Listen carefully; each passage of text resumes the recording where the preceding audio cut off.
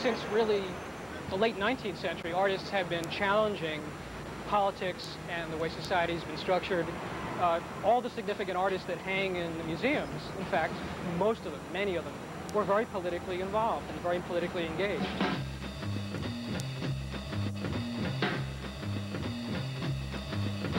If you think about the way Picasso, for example, painted Guernica, because he was so outraged about what the fascists had done during the Spanish Civil War, and you think of it as a painting that is very, very powerful and yet stays in a museum and hangs on a wall. Art activism is an attempt to take those kind of passions, those political passions, and actually bring them out into the real world, to use culture, to use art, to actually bring about some kind of social change.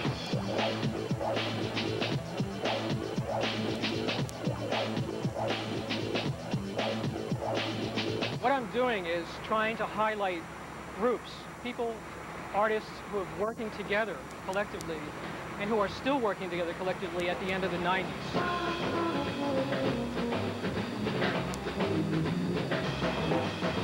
World War III Illustrated, a comic collective of underground comic book artists who deal with issues of housing, gentrification, nuclear power, nuclear weapons, corporate injustice, and they produce a regular comic on these issues once, twice, sometimes 3 times a year. The Guerrilla Girls, a group of anonymous women artists who consistently bring issues to the attention of the art world to make them or embarrass them into recognizing their discrimination against women, against people of color on an ongoing basis. Guerrilla Girls have been doing this since 1985 and been very effective in many ways in making the art world sit up and take notice. They call themselves the conscience of the art world.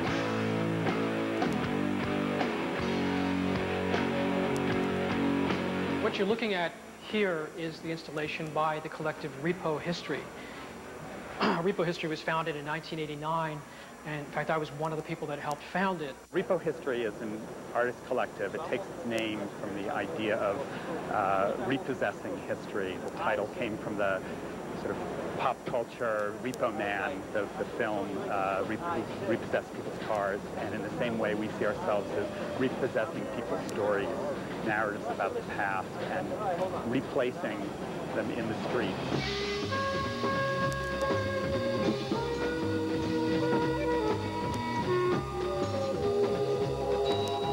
At its most basic, Civil Disturbances is a sort of artist's know your rights lecture to New Yorkers.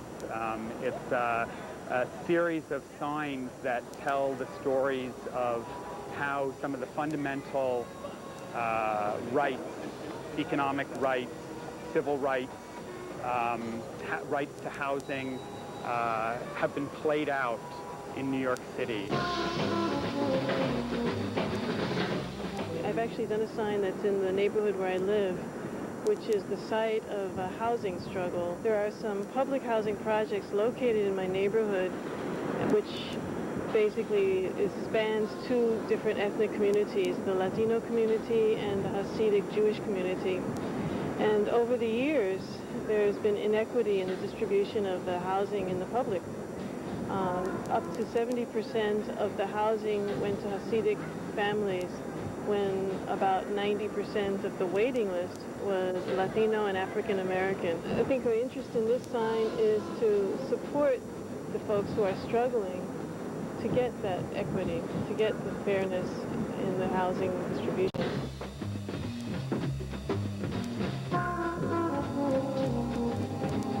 I worked on a sign that concerns the welfare recipient's right to a fair hearing. And what this is when they're receiving whatever, essential food, clothing, and shelter, benefits for those things, they now have a right to a hearing in this state office building. What I've tried to do over the years is somehow come back to this experience of having been on welfare and kind of how I feel about the system, which really portrays welfare recipients as kind of like bums and sluts or something. And it's having had a personal experience with that, I've wanted to come back and have a chance to tell a different story. This case really is about due process, which is really a lot about what all the signs are concerned with. It's who has access to the legal system and who can be heard in the legal system and how can the legal system protect us.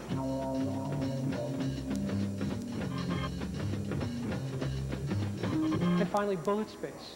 And Bullet Space is a squat gallery that exists on the Lower East Side, has existed since 1985. A lot of us were from the neighborhood or been living there 10 years, 5 years, and we still wanted to remain in the neighborhood. But it sort of got out of hand. It was part of the real estate boom of the early 80s, mid-80s. It kind of peaked in the mid-80s. And so an alternative was to get involved, still stay in the neighborhood, get involved with these abandoned buildings and bring them back to life.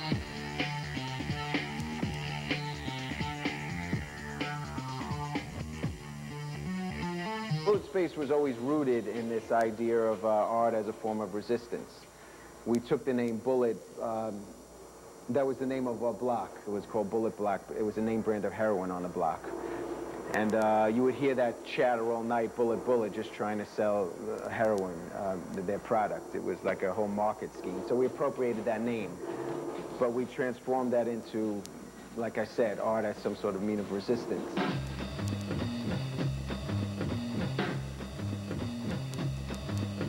This shack becomes almost a symbol of the last stand of our existence. We're one of the last squats left. There used to be maybe 500 squatters. Maybe there's 100 of us left. There's only a couple of buildings left. Maybe 5 buildings, 6, 7 buildings compared to 30 buildings. Most of them have been evicted through fires or with police.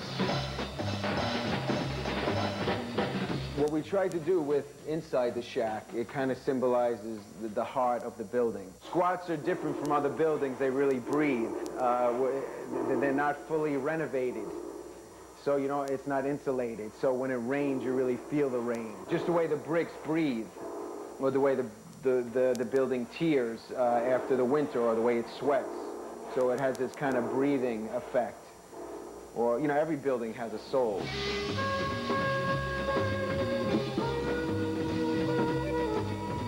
The people that live in squats, sometimes it's by choice, sometimes it's by necessity.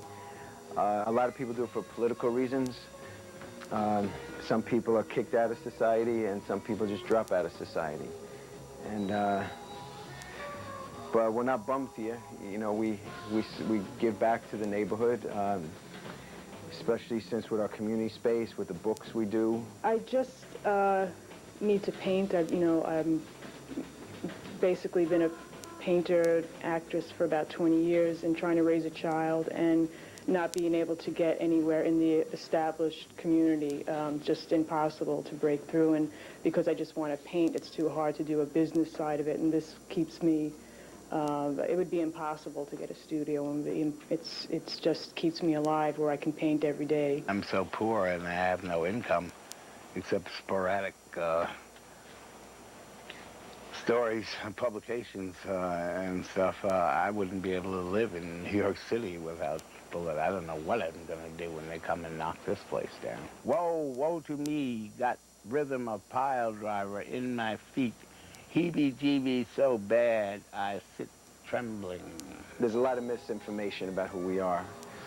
And some of it's true. I mean, squatters attract the worst people in the world, and they attract the best people. So it depends where you're at.